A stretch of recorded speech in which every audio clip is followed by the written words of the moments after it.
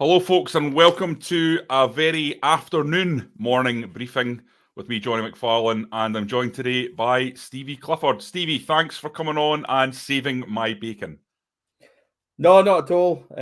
Sorry it is so late, folks, when I had some errands to run after work today, so I had to help my wee niece get a table for our new flat, and the traffic at this time of the day is pretty mental as well. So it was a catalogue of kind of unfortunate errors why we're a wee bit later on, so I hope everybody doesn't mind, but hopefully Rangers conversation will make the wait worthwhile. So ready Yeah, to talk Rangers, Jonny. we've got loads to talk about, mate. As always, guys, get your comments in, get your questions in, and we'll try to get through as many of them as we possibly can. But listen, I'm going to start off with a story that has really caught my attention. I think it's a fascinating one that's emerged today. That Rangers are currently on course to play in the FIFA Club World Cup. Now, this is a tournament that's been going on for some time in different forms, but the new incarnation in 2025 is going to be the biggest version of it ever, with 12 teams from Europe. And Rangers, because of the performance levels over the last few years, because of their coefficient ranking, are in a really, really, really solid position to qualify for this. Now, there's various permutations, various things going on. There's only one club per nation can get involved, which is why a lot of the major elite clubs have kind of been knocked out. FIFA clearly keen to have a bit of diversity in terms of the entrants. Now, long story short, Rangers are already qualified as it stands if they keep going. Now, where are the dangers? Who are the clubs that could knock them out? Well, they are Club Brugge of Belgium, Dynamo Zagreb of Croatia, Shakhtar Donetsk of Ukraine. No one else really that likely of being able to top Rangers over the course of next season, and that's the crucial one. At the end of next season, that's when it will be decided. So if Rangers go out in Europe this year, Stevie, and do better than Bruges, Zagreb and Shakhtar Donetsk, this is going to be an incredible opportunity for the club, isn't it? Well, yeah, I think when you start throwing about the amount of money and talking about stuff like that, it could be massive for the club. You always consider that the negative side of me thinks, that FIFA will bend the rules to try and get the biggest and the best teams there that maybe, from the top leagues. Because let's be honest, FIFA don't cater for the smaller leagues. They don't cater for, the Scotlands, the Scandinavians, the Dutch and stuff. They're not interested. So, they want the big five. And there's part of me that worries that maybe, this carrot being dangled in front of us would get snatched away. But if you look at the positives, I mean, it's a fantastic recognition for the work we've done in Europe over the last sort of 5 years or so has been tremendous. I think we'll get a better showing in Europe this season because of, I think the squad, the ones that are left, will be determined to bounce back. I also think that Michael Beale is a bit more, well, it's maybe not unfair. That's maybe unfair on Gio, actually, because Gio obviously did do really well. The Champions League this year was a completely different ball game with so many injuries and things as well. So there is factors in there, I think. That group was horrible. Yeah, it was. And I think that, I've admitted this before and I'll say it again. I think I totally underestimated just how good that group was and what we were going into. So, I naively thought that we could do better.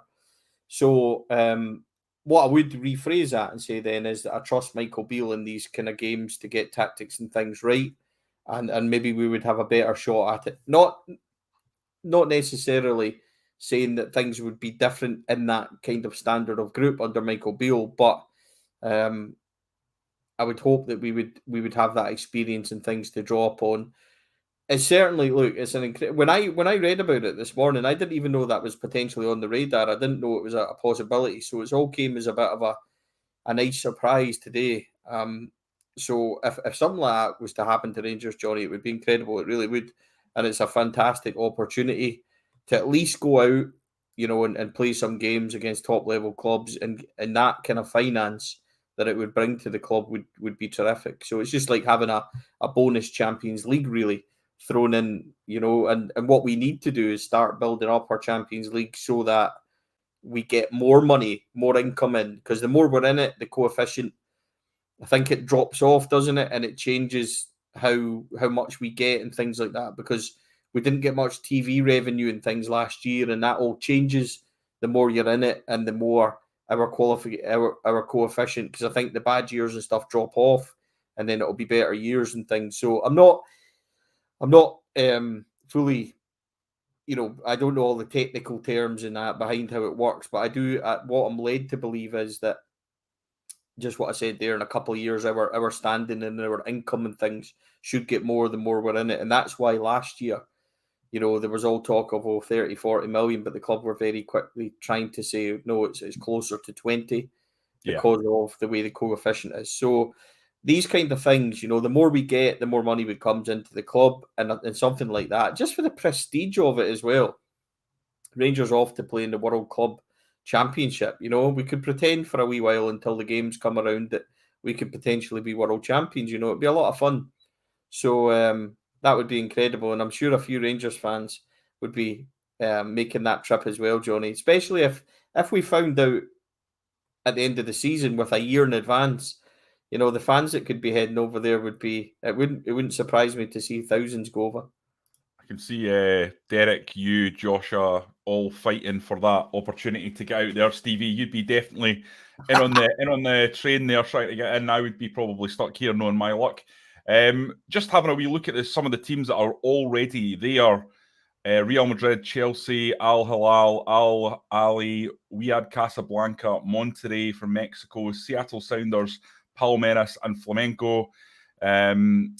At the moment, Bayern Munich, Liverpool, Roma, Villarreal, PSG, Benfica, Ajax, and Rangers would be going. That's really, really interesting from looking at that. So fascinating potential there. I don't think anyone thinks it's a done deal or anything like that, but there's a real possibility of this. And provided, as Stevie says, that FIFA don't come along and try and change the goalposts because they want to hack it so that they've got the top teams in there, I think this could be something that's fascinating. Graham Cairns comes in with any supporters bus running to Al Hilal away in the FIFA World Cup. I think they would be, Stevie. I'm pretty sure it would be crazy. But where's it getting held? It's not been decided yet. But they're often in far-flung places. I think the last one was in Morocco, if I'm not mistaken. So that would be an interesting trip to Morocco. Origami Dinosaur saying, tell us about the money we'll be raking in. Well, we don't really know for sure, but what we do have a sort of inkling about is what's been won in the past. Real Madrid won the competition the last time. Total prize fund was 13.25 million, with the Spaniards collecting around 4 million for winning the trophy. But this is a much bigger ball game. This is a vastly expanded tournament. And the estimates are that there could be a prize pool of around £50 million. So significant cash there for Rangers, but there's also that prestige being part of something that I think would capture the imagination. I would also envisage, Jonny, that a competition like this, when Rangers go out for sponsors and things like this, knowing a year in advance, look, we're going to the World Club Championship. If it turned out like that, I think the potential for the club and the possibilities for the club get even bigger. So I think we try and keep grounded, because as we said, we know what could happen. We know what FIFA could do. We know what could happen in Europe, but it's difficult not to get excited about something like this. If Rangers were to suddenly find themselves, the whole prestige of it, as I said, would be absolutely incredible. And you know what? See if it's out there in Morocco, Rangers would easily take 10,000 out there because our fans are amazing, So no matter where it is, 2025, a year in advance, so much time to plan. I reckon that even Mrs. Clifford might be persuaded into a wee holiday somewhere. So, it's certainly, just for the moment, we can enjoy even being in the mix and kind of talking about it and stuff. It gives us something to think about. Not necessarily to look forward to because we know what it's like, but there's an extra incentive in next season because, if it does turn out and FIFA do bottom it out and say, no, the 12 are there, potentially they're the ones that will go, then we've got a massive incentive to try and make sure Europe is a huge target for us next season, because to be involved in something like that would be incredible. I'm not saying that we put it before anything. I'm not saying that. I'm just saying that we give it some extra effort at least, and see how we can do. But it is, look, just to sit here and have this conversation and to be in the mix of it all, I think it's brilliant. So it's a real testament to how well we've done in the last few years, and we can enjoy, I think, even being in the mix, and hopefully it happens. It would be wonderful for the club. It really would be. Yeah, absolutely. Now, Stevie, being the professional that I am, I haven't mentioned Seneca, our sponsors. So I'm going to just have a wee flick up of their logo here. Seneca are the hair restoration experts. They look after anyone who's follically challenged. So if you're thinking about sorting yourself out up top, you want to have a little bit of work done, they are the leading experts to do that. Absolutely fantastic service. From doctors, experts in their field, who will come in and have a look at you, give you a once-over, and tell you what they can do to bring you back to your full glory in terms of your follicular area. I think that's the right way to pronounce it. So, Seneca, thank you to them for sponsoring us, and their link is in the description for the video. So, Stevie, I think one other thing I just want to address before we go back to football, we've obviously now got this Rangers Review Extra doing 3 to 5 videos extra a week. Derek's going to be sort of taking charge of a lot more video stuff. So we're doing that. We're not changing any of the content on the channel. We've had a lot of confusion, I think. Mostly my fault for messing up this morning's brief. I think a lot of people were wondering where the brief was, thinking it's maybe gone behind a paywall. Basically, guys, absolutely nothing has changed with the Rangers Review YouTube channel. The same level of content as there has always been. But now there's 3 to 5 videos extra that we're doing, that if you want to get them, then it's $2.99 a month. It's completely separate to the subscription on the website, because some people don't like to read tactical articles and that. They love the video stuff. So we're doing a little bit more video stuff there. You also get priority if you're putting comments in. We'll always try and get you guys who are subscribed to the membership on YouTube up first. And I also think, and here's another one, we often get complaints about the amounts of adverts if you're not watching the briefing live. People saying, look, too many adverts, quite annoying that they're coming up. Well, basically, if you're a subscriber via the membership, we'll put that up ad-free for you. So I think there's been, as I say, some confusion that everything was going behind a paywall. Absolutely not. There is no change. But if you like what we do, if you want to support it, if you want more content, it's going to be there for $2.99 on YouTube. And we're hoping to obviously grow that, because the more people we get to sign up to it, the more chance we have to create more content, get more people in around the Rangers Review working for us, and it works well for everyone. So that's what that is. If anyone's got any questions, fire them back.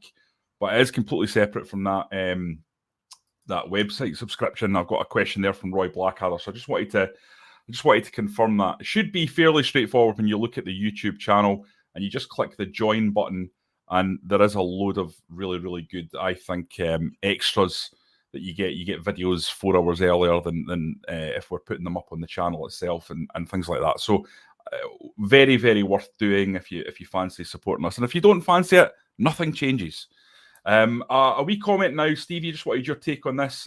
Dean Milne saying Mark Warburton technically won a European Cup last night. I'd kind of want to voice my appreciation for Mark, who I think is a great guy. He's helped the website out with a few things, and well done to him, because he's a manager for a long, long time, decided to go back a little bit to move forward, and he's now a coach that is won a European trophy, and he's obviously first team coach there, and I think a fantastic achievement. Yeah, congratulations to everybody at West Ham. I think I really enjoyed watching them win it.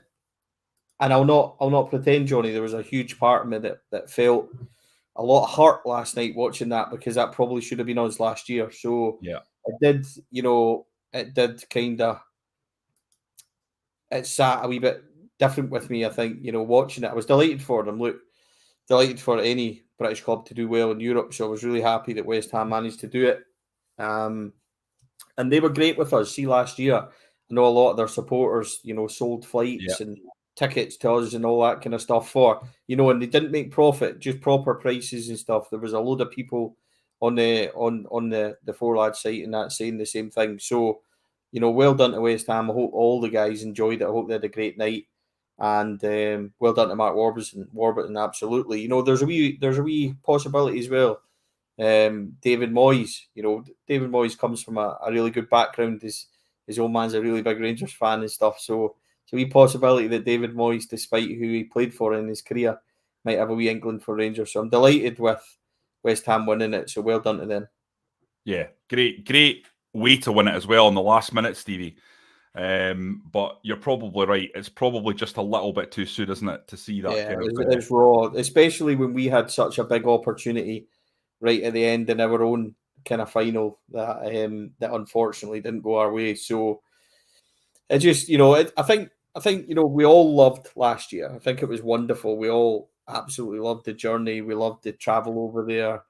The stadium, didn't go to plan, but the game and everything, we all loved the effort and how it went. It's just, I think it'll always be raw for a lot of us. It took me a wee while to get over 2008 in Manchester, and I've been lucky to see Rangers in 2 finals.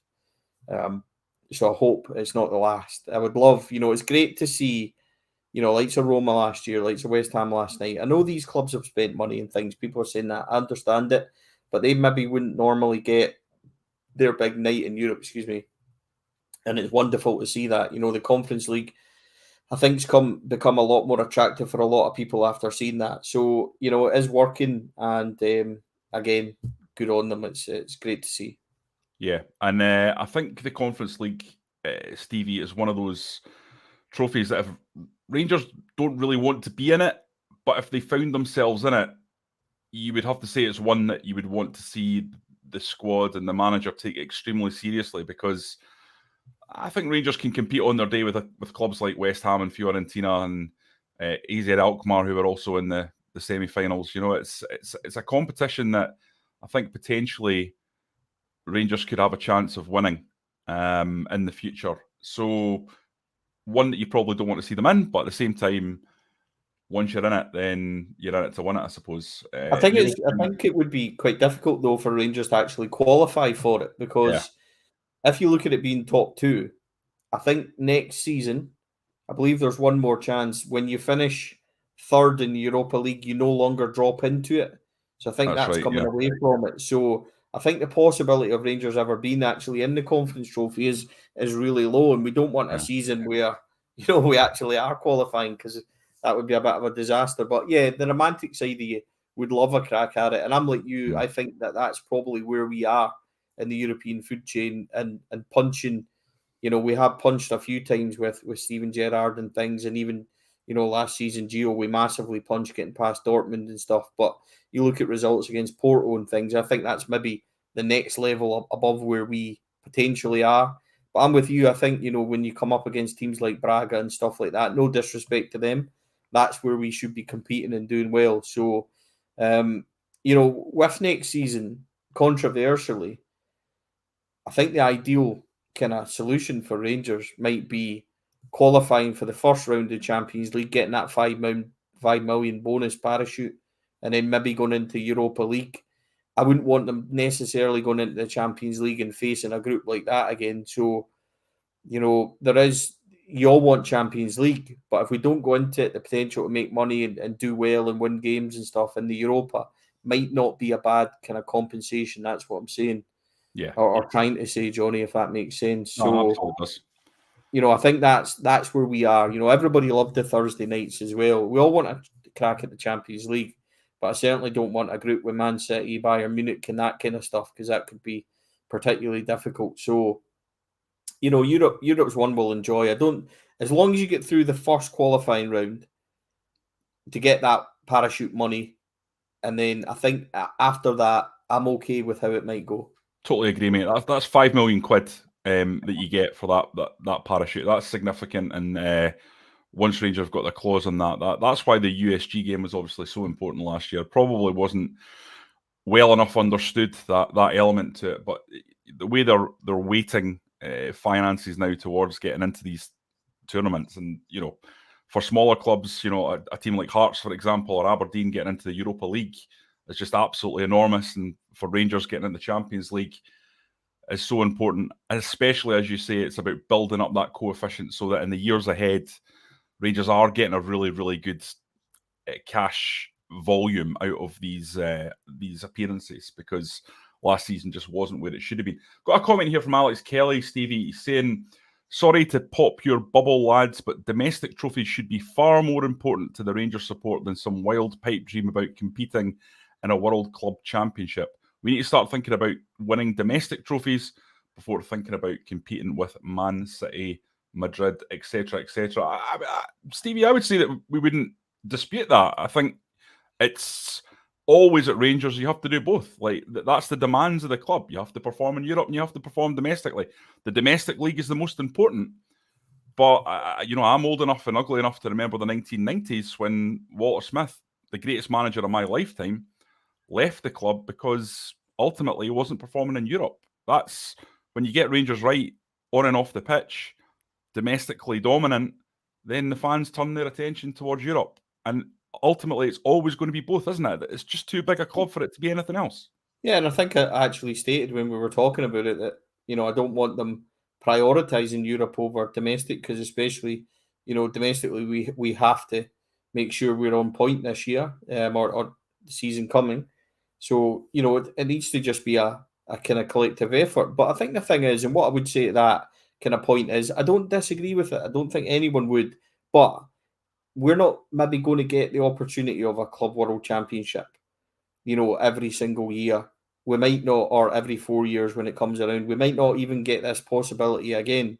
So if it's there, I'm not saying we prioritise it. That's not what I'm saying. And I would agree we have to, put trophies ahead, but we should be giving it a wee bit extra effort. And that was my point. If it comes to Europe, there's no harm in saying, manager making it clear to the team and stuff, we need to do well, but here's your extra incentive. Because let's be honest, if you've got a squad, likes of Jack Butland and things like that, if that's there, these guys will all, if there's a possibility, they would absolutely love to be playing for Rangers out in a competition like that. So I get it. I understand it completely. I agree. But I think we can do both. Yeah, absolutely. Francis Coote saying, I've been enjoying the extra videos. They're very informative. Just click the join button when you're on the YouTube page if you want to do that, guys. $2.99 a month, 3 to 5 extra videos on our channel.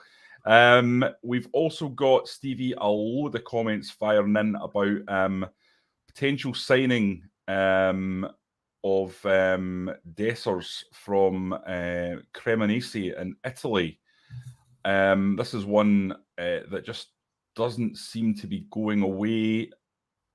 Reading between the lines, I don't know an awful lot about this. I'm not ITK, but Rangers are quick to shoot something down if it's completely wrong, Stevie. This one is not one that's been getting shot down as far as I've heard.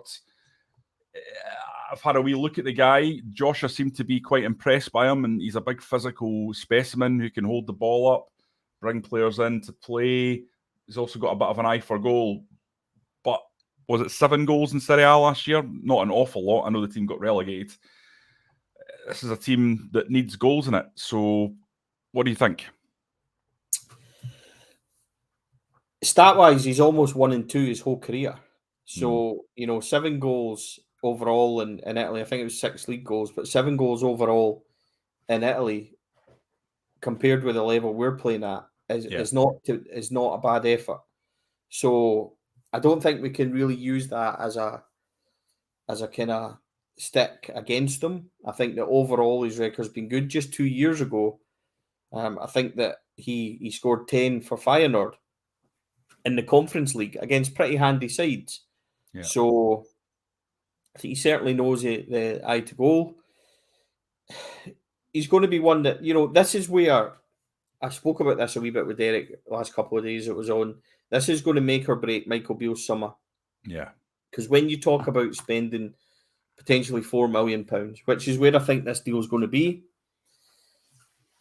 I think that these are the ones you've got to get right. You have to get these deals right, because you can bring in the Sterlings and the Dowells and stuff like that, and they're free, and there's a bit of a free hit there, and there's always a sale value back down south.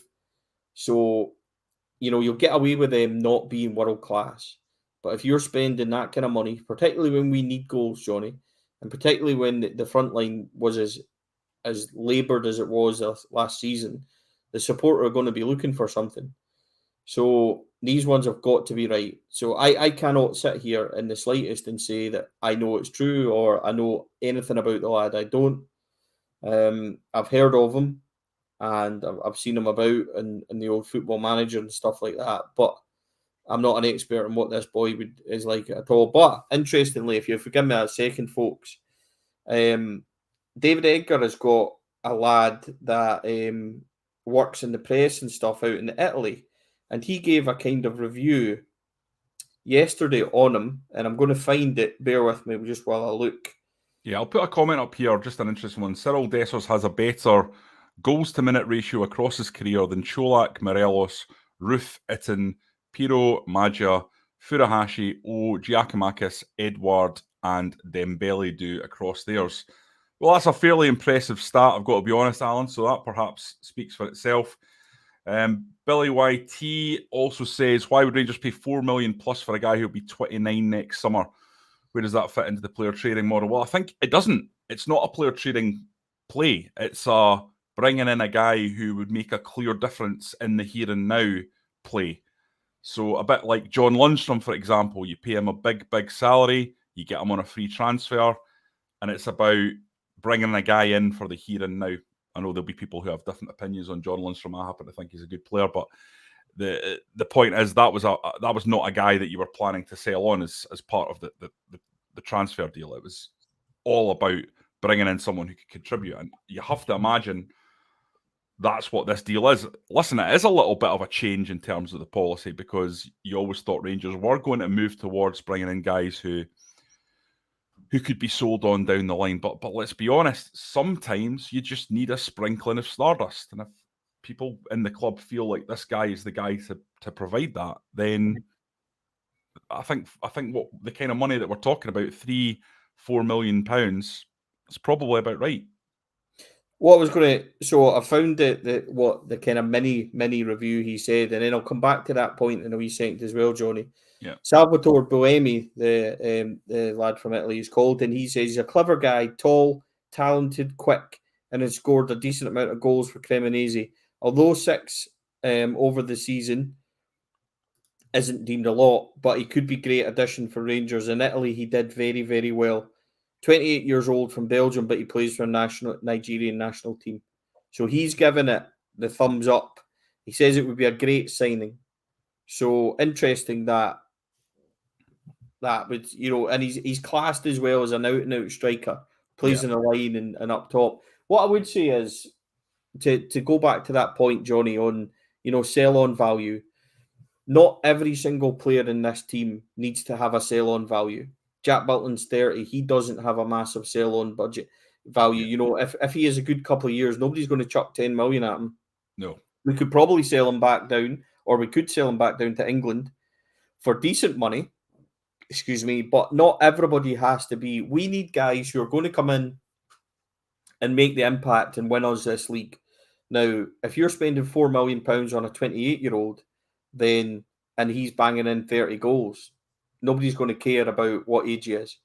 So we need to make sure that these kind of deals are right, and we need to have a nice balance. Now, Cantwell and Raskin, Dowell, Sterling, these are boys that you potentially have sell-on value for. So we're already getting that proper mix, but not everybody. So I don't worry about that side of it, Johnny. My only concern is getting those deals right. We don't have a lot of money, and we need to make sure it's spot on when we do spend it. We cannot afford to have £3-4 million on another version of Rabbi Matondo. Now, that's not to say that Rabbi Matondo is a poor player or anything like that. What I'm getting at is, folks, that when you spend that money, they have to be impactful in the first team. We need to make sure they're ready, they go straight in, and we can't have a project around that kind of money. So it's interesting because that might be Beale's thinking. We can spend 1.5 million on the Raskins and Cantwell and stuff, because you'll get an automatic return, and they can be kind of project players who are going to improve. The big money, the 4s, the 5s that we think are going to be spent up front, he needs to maybe bring in ready-made guys that are going to hit the ground, going to be going and ready to go. So I'm not too worried about that, Jonny. I think, it's a fair question because it is the model, but I think you've got to get the balance right. So I'm not particularly put off. Again, like you, I'm not in the know of this situation. But what I would say is the unlikely links and the ones that don't go away, especially from abroad when people are talking about it out there, these are the ones that sometimes turn out to be true. So I think it's one we should definitely watch. I think, when people ask who's coming in next, Jose Cifuentes is a good bet, because you've already heard the likes of Fabrizio and stuff. I think next week we'll hear about him. I think that's a fair guess. I think that's, and that's all it is. But interestingly, I seen that he went off injured. He had a twisted knee last night in the 88 minutes. So let's hope that's not anything serious. But he'll finish up for LA, and then I think that there's business to be done there. So I think that frees up the boy from Arsenal, the centre-back, Jonny. That rumour's not going away either. So that might be something in that too. And all of a sudden, it's starting to get towards the kind of numbers you're thinking of, 6, 7, 8 in. He wants them all in by the start of July, the end of the month, this month, when the players return. So, we're going to see action. We're going to see that movement in the next couple of weeks. And it's exciting, Jonny. I can't wait. I'm really excited about seeing who comes in and stuff like that. And it'll be as much a surprise for us as I think for everybody else. We'll, once these deals start happening and once the wheels start turning, we'll hear about it. But it's been pretty quiet with forwards and things like that. So we might get an odd surprise. And the sound bites that are coming out is that we're going to be really happy and we're going to be excited. So I'm waiting to see who that is, and I'm as excited as everybody. So if this lad is the one, then you've just got to trust Beale and run with it, because he'll have done his homework and things. And Beale's got an eye for a player. I think that's fair. There's not been too many players, even in Gerrard's time, that have come in. There's been the odd Grez, I always say that. There's been the odd one. But overall, I think, his eye for a player, Aribo, Bassi was directly involved in these transfers, working with Mark Allen, Ross Wilson and things. So I think the majority they've got right. Yeah, what I like about it, Stevie, is Walter Smith, when he came in, obviously twice he came in, and both times he always brought in a level of physicality to the team that immediately allowed you to win the fight in the domestic games. And there's that old adage about you win the fight and then you play your football. And listen, we love our stats, we love our data, we like to think that each person and contributor to the show is a modern football thinker. We're not, get it into the mixer types. But there's an element of Scottish football that just is inarguably kind of basic. And it is, you have to put in a level of graft because of the way teams play against you. And I look at these players that have come in, Stevie. Jack Butland's 6'5". You've got 6'1" for Dujon Sterling, who's built like a tank. You've got Kieran Dowell, 6'1". That's a creative player. And Cifuentes, we know, is a powerhouse. So I think he's only 5'9", 5'10", but really, because I will interview him well, so the other ones will be like this, but never mind. But these guys are all powerful guys, and I think that's a sign that Michael Beale just knows what he's doing and he understands the club. And I was talking about this in a video that I did just the other day, Stevie, for the members. This is so important for Rangers as an advantage now, because if Celtic go out and get a guy that doesn't know the league, like they did with Ange Postecoglou, Rangers have to be focused to take advantage. Now, we know that Rangers should have won the league last season. The advantage that they had, and it was both Gerrard's fault and Gio's fault, they didn't make it count in the early days when they had to make it count. I don't think Michael Beale will make the same mistake, Stevie. And Celtic might go out and get a good manager, but there's always going to be a period of transition. Yeah, I think, interestingly on that point, I think actually spot on.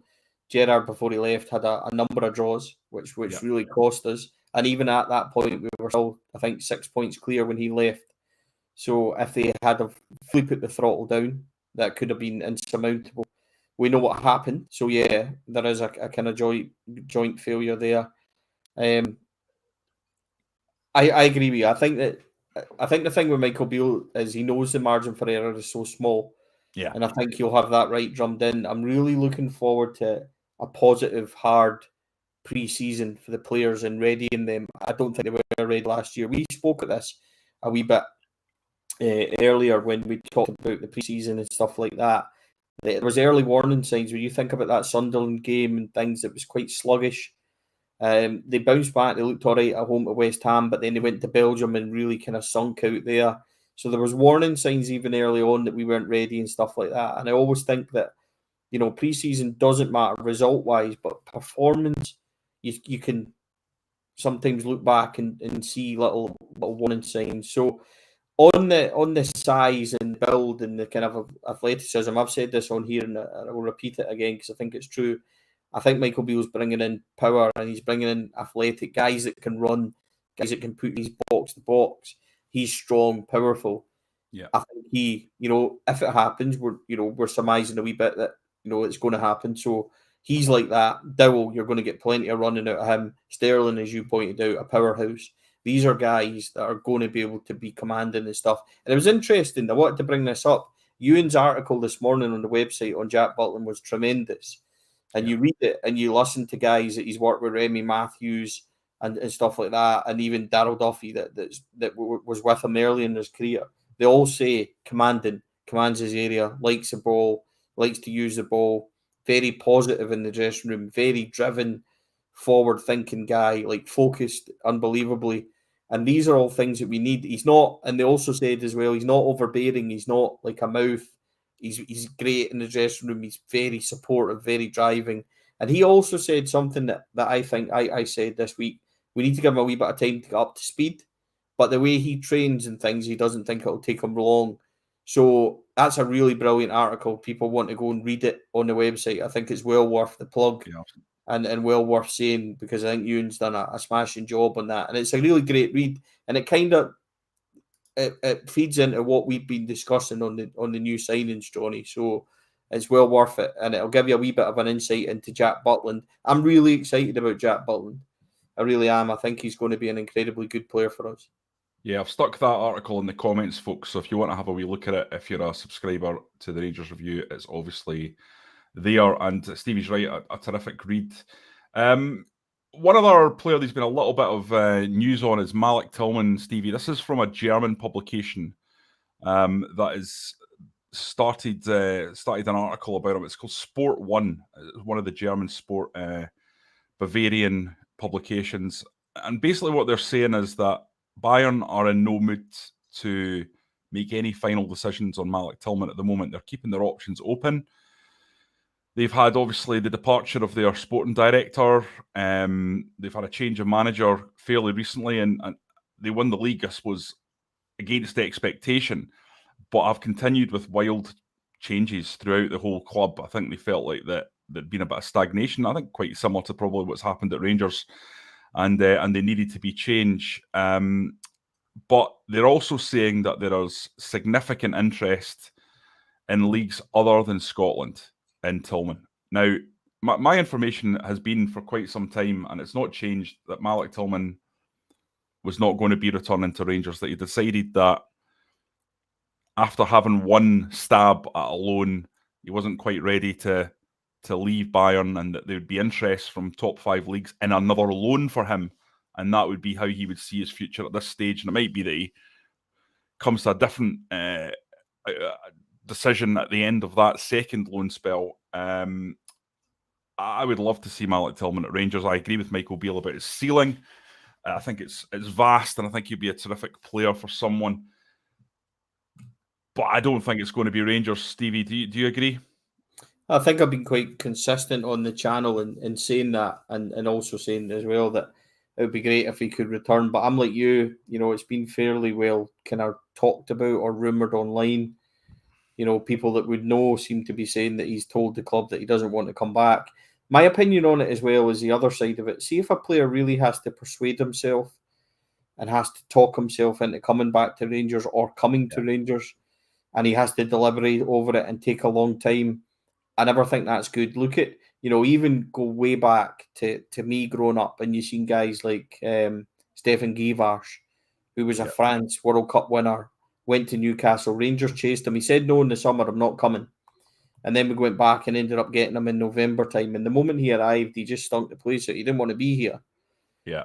And I would hate for us to go and spend money on somebody and them having to really convince ourselves to come here and then getting here and realising this is why I didn't want to be here. Now, I'm not saying Malik Tillman's going to be like that, but if you need to deliberate and take time and, and convince yourself really to come back for Rangers, then I'm not too sure that we should be putting out £5-6 million on him, especially when it's, half going towards 3/4 of the budget available. Then I'd be really against that kind of move. So I'm like you, I don't see it happening. If it was going to happen, I think it would have done it by now. But I don't wish Malik Tillman any ill. I think he's come in, done a smashing job for us. If he returns in, wonderful. I'm not sure. And I really don't want Rangers to be like fifth option where, end of the summer, okay, I'll come back.